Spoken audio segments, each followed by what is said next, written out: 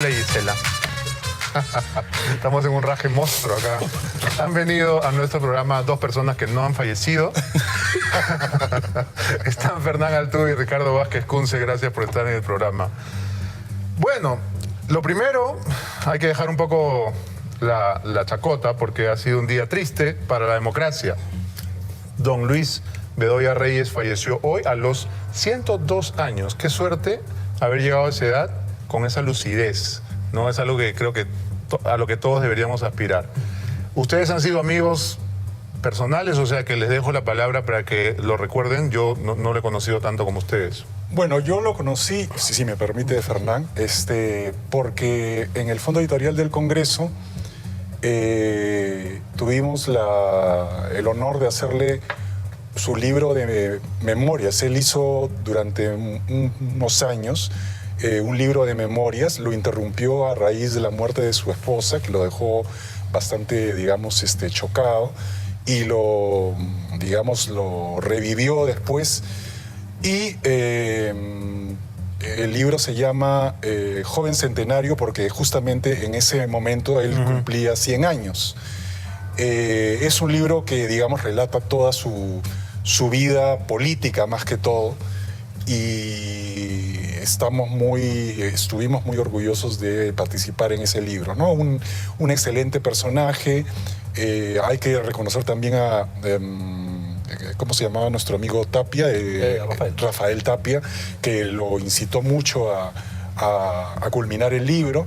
Y bueno, se tenía que ir de todas maneras en algún momento. Y creo que se fue por todo lo alto, ¿no? Sin duda. ¿Qué recuerdas tú, Fernán? Bueno, yo creo que hizo algo bueno que los políticos importantes no acostumbran a hacer, que es dejar unas memorias, porque está resumida, en cierta manera, toda una vida que no solamente ha sido positiva, sino ejemplar, en una época donde la ejemplaridad no es un requisito para estar en la política. Y creo que es realmente una figura importante. Hay que darle las condolencias a la familia y al Partido Popular Cristiano, porque es una gran figura que nos llena de orgullo, porque ella ha llegado a una vida centenaria ejemplar, como he dicho.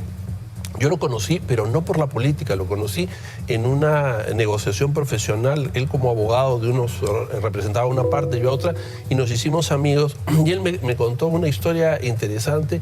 Yo tengo un nombre poco común, que es Fernán, y él me dijo, somos tocayos, porque él se llamaba Luis Fernán, y en honor al abuelo de Renato Cisneros, que era el poeta Luis Fernán Cisneros, claro, porque sus padres se conocieron y el padre de Luis Bedoya le mandaba poemas de Luis Fernán Cisneros a la madre de Luis Bedoya y le pusieron a él Luis Fernán. Entonces él tenía mucha simpatía y me decía tocayo.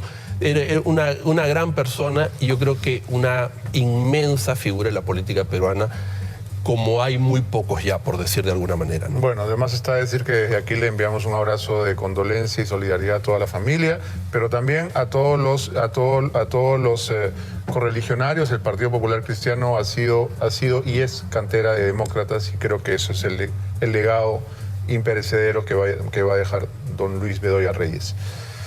Pasando a la trágica realidad presente, ¿qué les ha parecido? Bueno, puedo imaginar que les ha parecido, pero ¿les ha sorprendido la decisión final de la jueza del caso Vizcarra? Ríjanse. No me ha sorprendido, pero a mí me ha dado mucho placer personal ver al lagarto sentado frente a una jueza en el banquillo. Porque yo creo que al final eso es el futuro que le espera, ¿no? Es decir, volverse a sentar en el banquillo y ser juzgado. El rostro digamos, tenso, el rostro de no estar a gusto. Y si tenemos en cuenta el libro de Paredes, que dice que lo que más le importaba a él era su reputación y cómo le iba a recordar la historia, creo que le han dado el merecido que le tocaba, ¿no? Es decir, pasar por la vergüenza de sentarse ante una jueza que evidentemente ha fungido, como has señalado tú, más que de jueza, de abogada. De abogada, Así claro, es, evidentemente. claro. Pero Ahora, el es solo hecho curioso. de estar sentado ahí, a mí me generó una justicia poética. Es decir, este señor ha querido burlarse de todo el mundo, ha sido un farsante. Y no solamente eso, sino que además, después de haber hecho esas reformas de pacotilla que han destruido la institucionalidad política en el país, lo que ha querido él es subirse al carro de la inmunidad parlamentaria. Y entonces ahora dice, ¿no es cierto?, que le están quitando su derecho a postular, a ser candidato, cuando lo único que le interesa en realidad es que lo cubra el Parlamento, si es que sale. Ojalá, Ricardo, la justicia que le toque no sea tan poética en realidad, porque no sé qué sensación has tenido, Fernán, pero yo veía todo esto como una gran representación. No cabe duda que cualquier proceso, como cualquier ritual, tiene algo de teatral, pero lo de hoy me parecía que todo estaba ya escrito, ¿no? Nos sentábamos a escuchar a la jueza y desde que empezó su razonamiento, su argumentación, ya era claro que le iba a dejar libre. A ver, yo no tengo la generosidad que tiene Ricardo. Definitivamente él siente que esto ha sido, en cierta manera, una parte de la justicia, si no toda. Yo creo que no, yo creo que es una gran injusticia, porque realmente el Poder Judicial le está dando una señal al país muy negativa. Está diciendo que lo que hizo Keiko o lo que hizo García o lo que hizo Humala, la institucionalidad política, como bien dice Ricardo, sino que además ha destruido la institucionalidad judicial. Y es una pena que sea una juez mujer y que tengamos a la primera mujer presidenta de la Corte Suprema para darnos cuenta que seguimos bajo el Poder Judicial de los cuellos blancos. Y que lo que están haciendo a través de la Junta Nacional de Justicia, creada por Vizcarra, donde sigue teniendo poder, es tener a estos jueces que lo que hacen es limpiarlo. Todo el día, ¿no? Es una lavandería para limpiarlo. Y claro, ha pasado un momento de angustia que ojalá sea el preanuncio de lo que le corresponde. Pero no nos olvidemos, no lo veo. Fernando y Ricardo, que cuando a Augusto Sonreg le pregunta en aquella famosa entrevista del otro cuarto poder, ¿no? Ojalá no regrese a Canadá, le dice, ¿no? Como una broma bastante aguda. Y él dice, no va a ser así. Con gran seguridad, ¿no?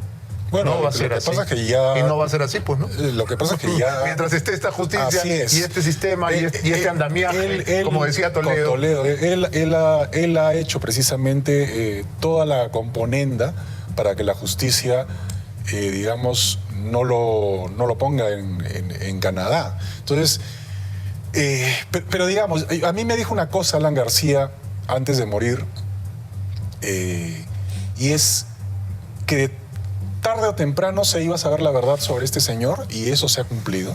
No. Esa es una primera cuestión que recuerdo mucho y valoro mucho de Alan García antes de morir, pocas semanas antes. Y que lo segundo me dijo que va a terminar en prisión. Y yo creo que finalmente ese andamiaje que ha, digamos, hecho con toda impunidad y de alguna manera que se crea salvo de ir a la cárcel, va a terminar en algún momento colapsando. Entonces, él ya no está en la posición de antes. Sí, claro, pero no, digamos, que se le haga justicia durante un gobierno morado, a mí me lucía muy improbable, y por eso que ayer le aposté a Carlos Paredes, él creía que sí se iba en cana. Imposible. Todavía está en su chacra, ¿no? Y solamente han cambiado los guardianes. Tenemos que hablar también de el destape que hemos hecho esta noche, modestia aparte, ¿no? La visita de doña Mávila a Vizcarra, por, no diré la puerta falsa, pero sin registro, ¿no? Sin testigos, que configura además una falta grave, no es simplemente una travesura. A ver, mira, yo te digo, probablemente yo estoy más sorprendido que muchos porque soy amigo de Mávila. quisiera que tuviera ella una respuesta. Los periodistas no tenemos amigos, tenemos fuentes. Bueno, no he sido su fuente entonces. Pero lo que te quiero decir es que yo espero que ella tenga una respuesta a lo que tú has presentado. Va a tener que pedir la grabación porque creo que hace un programa a esta hora. Bueno, no sé, me parece... A menos que haya mandado a una difícil, larga tanda de comerciales. Es muy difícil si es, como yo he visto y conozco a la periodista Toro, que es muy, muy acuciosa, que esto está en el Poder Judicial y que tiene fuentes del Poder Judicial que han declarado ante un juez de estas reuniones. Es un modus operandi de Vizcarra, reunirse con unas fiscales, reunirse con los periodistas, reunirse... O sea, todas reuniones... Es el rey del lonchecito, ¿no? Exactamente, ¿no? Entonces, todas estas reuniones, todas estas reunioncitas... Pero clandestinas, ¿eh? Sí, clandestinas. Pero, O sea, pero entonces, ¿por qué te reúnes clandestinamente si tú no tienes nada que ocultar? Ese es el problema de toda esta situación. Un periodista puede ir 1000 veces a Palacio, pero deja su nombre en la puerta, Por como supuesto. todo el mundo. Y no sabemos si después se descubrirá que hubo una reunioncita con una juececita también. Entonces, o sea, ya lo único que falta. Entonces, Reunioncita con fiscalitas hubo varias. Así es. Con periodistas también. Entonces, No sería nada raro. Claro, entonces ya uno dice, bueno, ¿qué es lo que va? ¿Qué es lo que viene? Definitivamente creo que para el programa de la señora Huerta y para el canal, no dar una explicación creíble es muy negativo. Y a lo mejor estaban muy nerviosos el día de hoy por ese tema y mataron a Monseñor Bambané. Probablemente por eso. Entonces, ¡qué horror! Estamos haciendo mofa de una persona que está en el hospital. Por Dios. A ver, pero es que me vas a decir a mí que haber dicho que uno de los obispos más importantes del Perú se ha muerto para después salir a decir no se ha muerto. No se ha muerto, claro. ¿no? Entonces, o sea, por si acaso no se ha muerto, o sea, discúlpame, pero es una de las vergüenzas más grandes que le puede pasar a un medio de comunicación. Bueno, es un patinazo monumental, ¿no? Bueno, y eso que es por nerviosismo, no creo que sea por falta de profesionalismo. Yo creo que se llama karma, Ya. ¿no? Porque es muy fácil poner el dedito y decir, ellos desinforman. ¿Y por casa cómo andamos, amiguitos? Vamos a una pausa. When it came to my weight, I was told to eat less and just move more.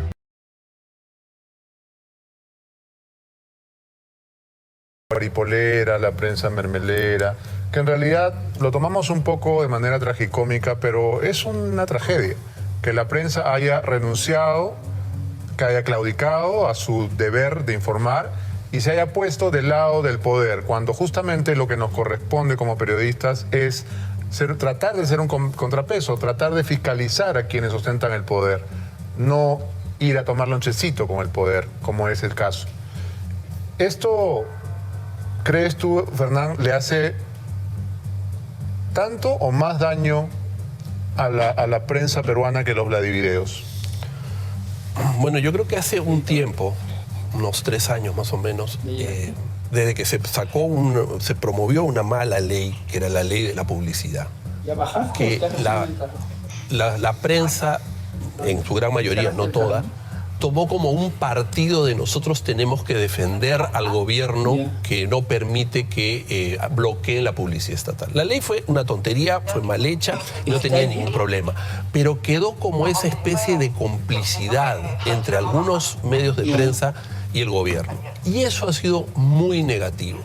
Ha explotado esa relación Vizcarra en su favor y la que ha terminado pagando la factura ante la opinión pública, y es evidente que quienes están pagando esa factura son esos medios de comunicación que han perdido credibilidad. Entonces, claro, vivimos ahora una realidad donde hay una prensa que no tiene la credibilidad y dice que a ellos se les escucha y son los que se supone que tienen el rating, y la realidad es otra. En las calles se ve este programa, la gente comenta este programa, a mí me paran en la calle y me preguntan sobre el programa, y entonces vivimos una esquizofrenia, porque te tratan de vender que hay una realidad a favor, y lo cierto es que hay un descrédito de la prensa, y creo que lo de hoy día es como una especie de botón de esa relación o de ese compromiso entre el poder y una parte de la prensa que va a terminar siendo negativo. Lo fue en los años 90, era igual, parecido, similar, y fue negativo para la prensa. Lo volverá a ser.